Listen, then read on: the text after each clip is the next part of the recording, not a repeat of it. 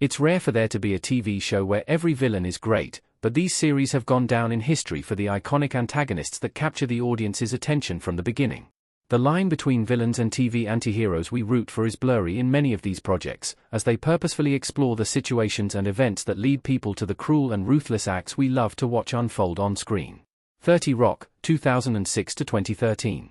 Tina Fey giving a thumbs up in 30 Rock.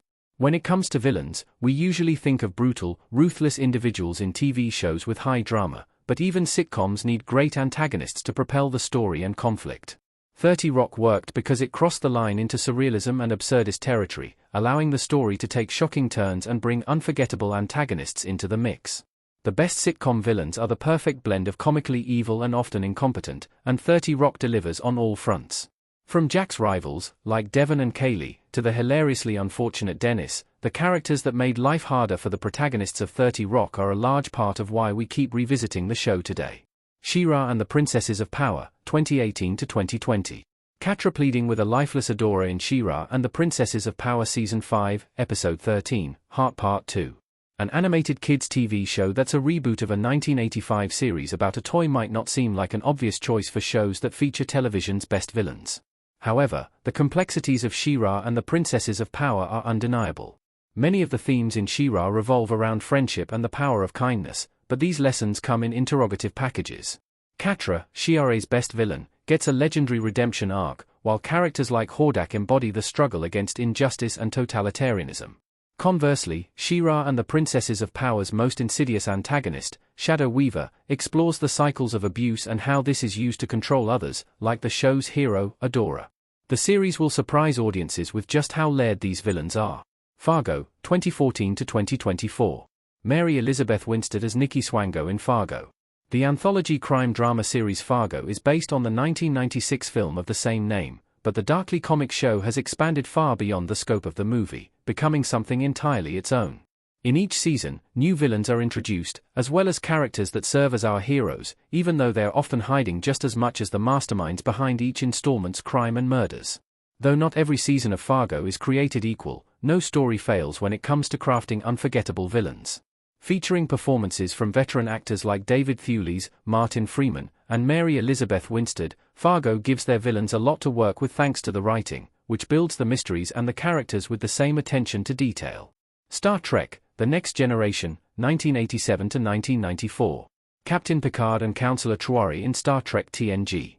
One of the best spin-offs within the Star Trek franchise, Star Trek: The Next Generation, introduces some of the most iconic villains within the science fiction universe while further developing existing antagonists.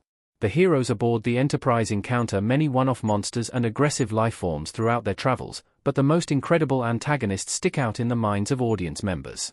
The Borgs are some of the scariest and important villains, as Picard goes toe-to-toe with them many times throughout Star Trek: The Next Generation.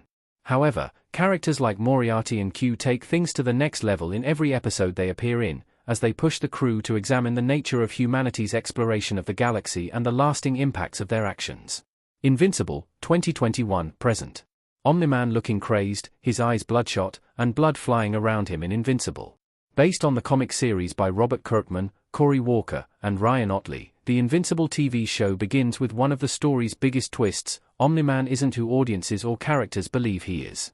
Much of Invincible revolves around the conflict that brews between Omni-Man and his son, Mark, the eponymous Invincible, but that doesn't mean Mark has a shortage of antagonists to face outside his familial battle. Though their actions are often played for laughs, the Mauler twins are a fun recurring villainous pair, and Angstrom Levi is one of the series' more recent additions who pushes Mark further than ever. As Invincible progresses, and the story leans into darker, more morally ambiguous territory, even Mark's moral lines become more flexible, making the audience question what fighting evil does to a person. Doctor Who, 2005, present. John Sim as the Saxon Master, looking angry as he stands in rubble, in Doctor Who.